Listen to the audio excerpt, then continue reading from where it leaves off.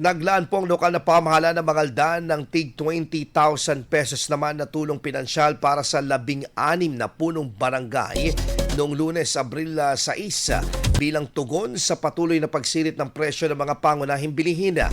Ayon sa ulat, layunin ng nasabing ayuda na matulungan ang mga barangay sa kani-kanilang mga programa at agarang pagtugon sa pangangailangan ng kanilang nasasakupan, lalo na sa gitna ng umiiral na hamon sa ekonomiya. Inilahad naman ng mga opisyal na gagamitin ang pondo para sa iba't ibang mga mahalagang gastusin, kabilang na ang fuel subsidy para sa mga barangay patrol na mahalaga sa pagpapanatili ng seguridad sa komunidad, gayon din ang pambili ng mga emergency relief goods para sa mga residenteng nangangailangan ng agarang tulong.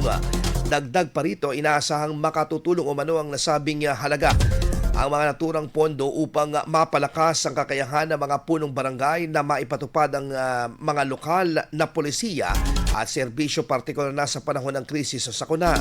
Samantala, tiniyak ng lokal na pamahalaan na hindi lamang ang unang 16 na barangay ang makikinabang sa programa.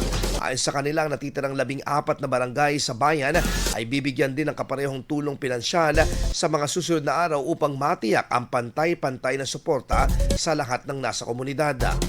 Umaasa naman ang pamahalaang lokal na sa pamamagitan ng inisyatibong ito ay mas mapapalakas pang serbisyo publiko sa antas ng barangay at mas mapapabilis ang pagtugon sa pangangailangan ng mga mamamayan sa harap ng patuloy na pagtaas ng presyo ng mga bilihin. IFM News. IFM News. IFM News.